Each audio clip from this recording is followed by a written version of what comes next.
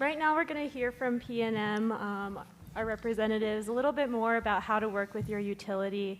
I will say that the first portion of this segment will focus on PNM, and then we'll switch gears and talk a little bit about the co-ops. But first, I want to highlight how PNM has supported community solar, what the PNM tribes can do to partner and work with PNM, how to build those relationships, what resources and support that they offer, and dig a little bit more into the interconnection process. So I'll turn it over to Kathy and Alaric to kick us off.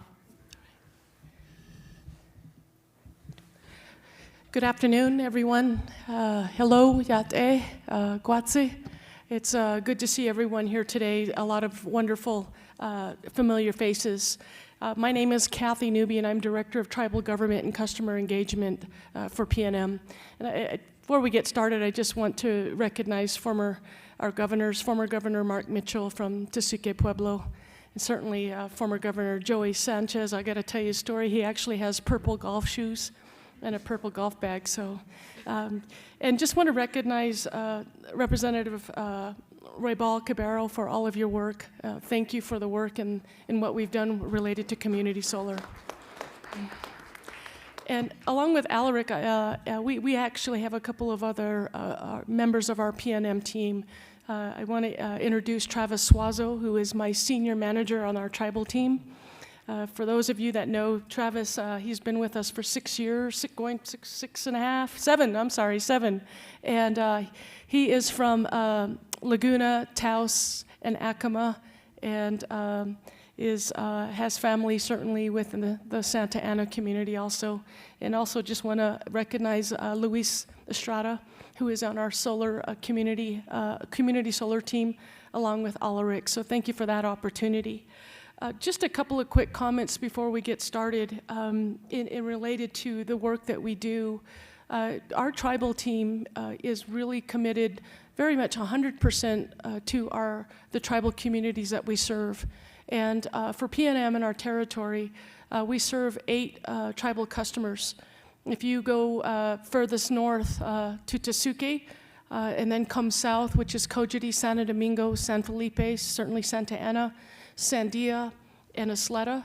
And then we also serve the Laguna's Route 66 businesses and casinos just 15 miles west of here. And we also serve Ski Apache in Mescalero. We don't serve their community, that's served by a co-op, but where their ski area is located, it's in our service territory.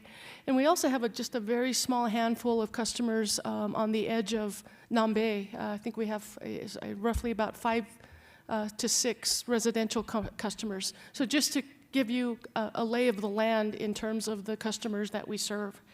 We've had a strong history in supporting our tribes related to small solar development projects. We've worked with Isleta, Santa Ana, Cojity to successfully implement smaller rooftop and canopy solar projects. We've assisted Santa Ana Casino with their small ground-mounted facility. And we've also had the history in collaboration with Miami and the team to help participate in the consultation process for our tribal nations related to the passage of the Community Solar Act. And we've always appreciated Miami for including PNM and the PNM tribal team. I'll stop there and then have Alaric introduce himself. Sure. Good afternoon, everyone. Thank you very much for having me. My name is Alaric Babe, so congratulations, former governor. You're one of probably the 5% of people that get both names right.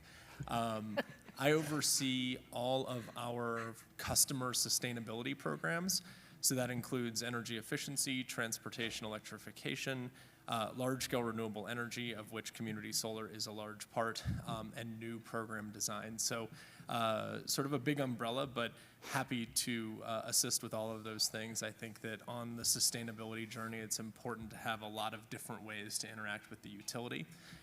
The Tribal Community Solar Program is incredibly exciting.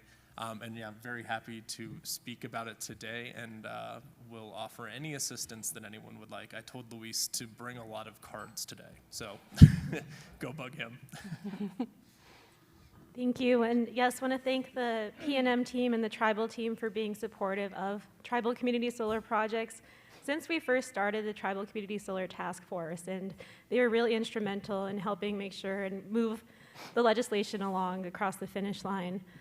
Let's switch gears and talk a little bit more about interconnection, which we always hear, and that's also in your glossary of terms, just to reference. But what does that mean with PNM? And yeah, if you could just share a little bit more about your support there for tribal projects. You want me to take that one? Yeah, Yeah, I'll talk a little bit about the interconnection process. So, for those of you that are unaware, interconnection is the super engineering term for plugging into the grid. So, any of these new community solar facilities need to have some sort of an extension or a connection to the grid, and that's what we call interconnection. That process looks a little bit. The process itself is always uniform. Any given project might require different things just depending on where it is, what's the power availability or the capacity at that site, how far away is it from existing utility lines. All of those sort of things go into the interconnection process. But to give you the 30,000-foot overview, the best place to start is what we call a pre-application or a pre-application report. This is a really cheap way to just get an idea about where you want to start if you want to site it. It's about $300. It's a spot check on the utility system. So, maybe if you're considering, 3 or 4 different sites, you can submit pre-application reports. It takes us a couple of weeks to turn it around, and then you get a whole report of, okay, you're this far away from a line, there's this much available capacity, and start to think about what place might be best. From there, you would go into a full application. Our teams would screen it, depending on the interconnection rules to which PNM is beholden from our regulators, the Public Regulation Commission. We follow that process. It's called Rule 568 for any of you taking notes. So I highly recommend looking up Rule 568. That's going to detail the process for you. But generally, for larger facilities, it would go into a system impact study, which is where our engineers actually virtually put the plant onto the system. We see what impacts it has. We see what upgrades are needed. Then we send it over for a detailed engineering facilities study to determine, okay, exactly how many poles, what kind of wire, what other equipment do we need to order and install, and then to go out and build. And then at the same time, the solar developer is sort of building the solar facility, and then those two are interconnected. And that's sort of that golden moment that everyone wants. So hopefully that's a good high-level overview. But yeah, lots and lots of details to talk about. Thank you. And say a tribe within PNM wants to pursue a community solar project. What are the first steps that should be taken, and when should the tribe approach PNM? And could you just outline a little bit more of the timeline? Do you want to start? Yeah, I'll start with that. And just a little bit of history. PNM, actually, we initiated our own tribal customer community listening session back in 2023. And, our goal really is to embrace and help our tribes as community solar in your communities continues to develop. We certainly encourage you to contact and allow us to be a part of your planning and your strategy and your development very, very early on in the process. I think Ulrich just laid out the pre-application process, which I think is completely a good process, efficient process for you.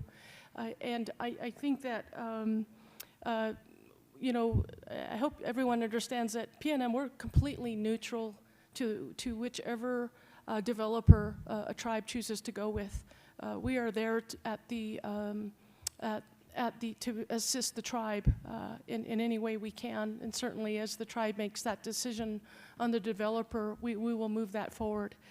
We have already participated in meetings, planning and development meetings in collaboration with the tribe, a potential developer. And I think it's proven to be very helpful to the tribe and certainly to the developer in having PNM at the table. So if you're even just thinking about it or just want to learn more or have a little better understanding, again, having us at that table early on in the process, because The interconnect process is really the process that is the shorter part of this process, if you will, because you're actually going to be entering into a 25-year agreement and a 25-year relationship with your developer and really with PNM. So it is important that we're collaborating along the way, because there's a lot of components that Alric can talk about related to pricing, to the rec credits, and all of those pieces that are going to make this very much a long-term collaboration. So having us up front is really critical. Yeah, and to build on some of that, and actually to go back to what I was saying earlier about, you know, the pre-app report to start the interconnection process, honestly, you don't have to start there. I mean, engage with us as early as possible. I can actually highlight something right here. The Pueblo of Santa Ana had approached us a couple of months ago about their desire for community solar, and so I personally wrote a letter of support to the federal government for a grant application, which was recently received. So the earlier you connect with us, the more we're able to engage, and we're really here to help. So if you're thinking about that, there's a lot of federal money available. There's lots of grants out there. If you're interested in something and think that a letter from the utility would be beneficial, reach out to us, you know, give us some of the ideas of the project, and we can help you write something up. And then, you know, if you decide to move forward, then we go into the whole, the actual engineering processes. To speak to your question about timelines, those are, again, mostly spelled out in Rule 568, but at a very high level. Again, that pre-app report takes a couple of weeks, and then it goes back, and you can decide where you want to apply for. The initial screenings don't take a super long time. What starts to take a long time are those more detailed system impact studies. So that's going to take a couple of months to do that. Then going into the facility study, that more detailed engineering, again, that's a little over a month to 2 months probably. I will be completely honest. We are trying our very, very best to meet all of the regulated timelines, but there is a huge number of these projects coming in all at once, and so we're exerting a lot of pressure on our engineering departments to move them through as quickly as possible, but there are interdependencies with things like right-of-way and environmental studies, and so if we have to go over a roadway or something like that. So we're trying really hard to meet all of those timelines, but those studies can take a number of months to get through. At that point, then, you know, you would go into the construction phase. You know, I know there are some developers in here that are very aware of this. There are supply chain constraints that are ongoing. So for some of the grid upgrades that are needed, we're trying to order some of those very long lead time components as early as we can, so that we can get them talking with our vendors, so we can get slotted in that production timeline. Because as you could probably imagine, every utility in the country is trying to build a more resilient grid. And so we're sort of all competing against each other for the same resources. So we're negotiating with our vendors to get slotted in and get equipment in. Some of those things can take a long time. I'm talking, you know, a year plus depending. So just want to be very transparent about that. And we are actively pursuing those negotiations with the vendors right now. But I think Kathy's point is very important here. Is all of our emotion and our energy today is going into this upfront interconnection cost. But don't forget, this is a long-term program. And so we want to be here, PNM wants to be here for the long term, and then you want to find a developer that you're in it with for the long term as well.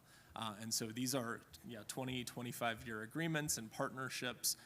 And so while today we're focused on this upfront cost, never lose sight of this is a long-term relationship. And so we want to make sure that we're doing the best we can to get it done right up front so that it can be a sustainable project moving forward. Touching on that, many developers and companies seem to give tribes that there's a sense of urgency to apply and submit for interconnection. Can you just make some comments on that, if there is a sense of urgency? Because that is something that we are trying to navigate to make sure that tribes know when and why they have to make decisions. Yeah, that's a great question, and I'll try and keep my comments based on what I know. So there's a lot of opinions about that, right? One of the great things about the Community Solar Act in New Mexico is that tribes don't have to participate in the RFP that is governed by the commission. So that process happened last year. And so tribes had a little bit more time to really think about this. So there wasn't that same rush to get into an application process because tribes are able to just select and develop.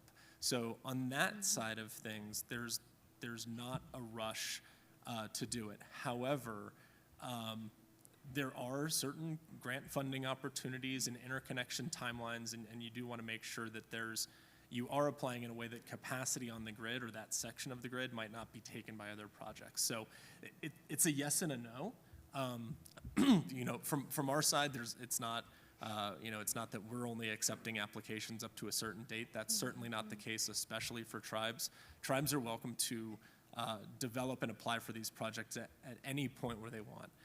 They are not beholden to the overall cap on community solar programs or community solar projects within the state of New Mexico.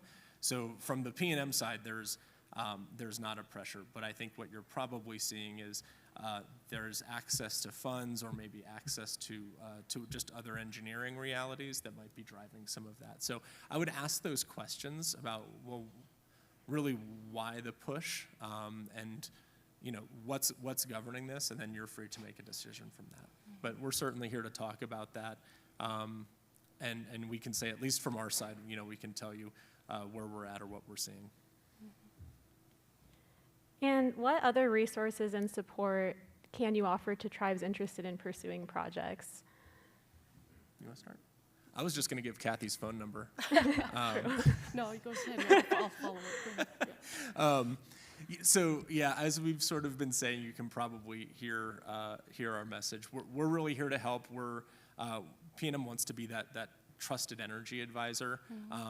We will make sure to move any application through the process, but really we're here to talk. We're here to help. Again, you can find my contact information, certainly Kathy and Travis, and as I said, Luis in the white shirt right there. Go get his contact information. But if there's grant funding, if you're needing something from the utility, please don't hesitate to reach out. This is definitely not the last time, hopefully, that we're speaking with any of you. Hopefully this is just an introduction, at least, to me and my team. I'm sure many of you know Kathy and Travis. Yeah. But we're happy to come and meet with you one-on-one. We're happy to have ongoing meetings. You know, we want this to be successful. I think where we're critical is, again, many of your governors, your leaders, or even your council are busy. And trying to get them up to speed on really what community solar is, because it's a lot in there. It's packaged all together, and I think those, as I mentioned, those meetings are beneficial and proven fruitful. And I really commend our tribal partners for actually taking the time to really assess what community solar is all about and being careful in who they're selecting as their partners. And I think that the provisions laid out, like I said, it's not necessarily a competitive process, but you are up against other infrastructure, certainly looking at what the interconnect in that area looks like. But I think in our meetings we've had some very good discussion really around helping a particular tribal partner really understand what they want to accomplish, and you know, in developing your own energy policy as a compass and a strategy moving forward for you, and really what kind of ownership, what kind of play do you want to have in that facility, whether it's community solar or large capacity solar. And I think the other piece in developing the energy policy really lends to that opportunity or passing resolutions that really help to ensure that your policy stays put despite the change of administration, which can very much happen, particularly in our traditional Pueblo communities. And again, no offense to any developer, but ensuring that does your developer really understand your community, your unique needs and land statuses as a sovereign community? Part of the rush that some developers will have is because, you know, they're trying to develop and get onto the next project, and So ensuring just that your developer is taking that time to really understand your needs and maybe helping you to craft your energy policy to some degree. Another long-term think about is just, as your development partner, what will that look like at the end of a 25-year agreement and your decommissioning stage? Who's going to take responsibility for that? So those are the type of long-term conversation and topics I think that Travis and I and our solar team have had with a lot of our tribal leadership that I think has proven to be helpful up front in this process. Thank you. I actually just want to turn it over to both of you if there's anything else to share. Ooh, good question. I guess the one thing that I would share right now that's important to keep in mind is some of the details of community solar are still in the regulatory process. So there's still there's multiple ongoing cases at the Public Regulation Commission in Santa Fe about the exact details of the program. And so when I say details, I mean what is the bill credit rate that each utility is going to put onto customer bills? Exactly, there's a subsidization issue that has to be worked out. There are different calculations that are all being worked out at the commission. So this goes through a hearing process, which happened back in January. So there was an open hearing. The commission is now going back, reviewing the findings of that. They'll come up with a recommended decision, or the hearing examiner, who's sort of like a judge, will come up with a recommended decision. Then the commission actually has to vote on this and give us a final order. And so that's when we're going to have some more specifics about what are those bill credit amounts going to be, exactly what are the calculations, how are the tariffs going to look. So I just want to say we know a lot, and we're happy to continue working with some of these interconnections and getting people interconnected today, but we're doing this without having all of the details. So I'm happy to let anyone know of the status of that as we know more, but that's important to keep in mind. We're also looking into the future of the program. So next legislative session, we're all going to go back to the legislature at the end of this year, discuss what we've learned so far about the program, and then the legislature is going to go back and take a look at the law and see if there are any changes that need to be made. So this is an evolving process, and so I just want to say, what you see today, we might not have all the answers. I'm happy to tell you what I know, but what I don't know is probably more. And there will be changes along the way, and so just stay engaged, and we're happy to tell you what we know as things evolve. But this is a really exciting time, and especially I think for our tribal communities, there's a really unprecedented opportunity here for tribes, but it does take some thoughtfulness. And just to add that, our PNM tribal government and customer engagement team, the tribes that we work with, whether you're a customer tribe or a stakeholder tribe, or we've been working on rights of way negotiation, land issues, anything of that sort. I think our tribal leaders and our key staff certainly know that our team is here and available. We work with our tribes on a number of issues and opportunities, and actually community solar is one of the more exciting opportunities for our tribal communities, and we are here to help and to advocate. A lot of our work that we do also is internal. We continually work to advise our senior leadership in working effectively with our sovereign nations and working with key departments that may not know how to exactly work and diplomatically and respectfully work with our tribal partners, and that's part of our job. And we embrace it because we're from the very same communities that all of you are from, and we're proud of that, of who we are as Indigenous people. And while we're happy to be part of the PNM company and family, we're Indigenous first, and it's more important for us to be able to have those credible relationships with all of our tribal partners. Thank you. Thank you. And yeah, I just want to attest to all of the work that Kathy and Travis have done. It's really amazing seeing them set best practices for PNM, but across the country as well. PNM really is one of the only utilities to have tribal liaisons, to work with tribes, and really pushing that forward. So just want to thank both of you for that. And if there's any closing thoughts before we move on. Just wanted to point out, we also have one more member of our team who is Pete at City, who handles our Navajo and Jicarilla relationship. So I didn't want to be remiss in recognizing him as part of our team. I just want to thank you all for having me, and thank you for the thoughtful questions. This is exciting. Thank you. Yeah, not many utilities would be at a community solar panel, and just really appreciate both of you being here, taking the time, and providing resources, and continuing to figure out how we can answer those unknown questions. But yeah, thank you. Perfect. Thank you.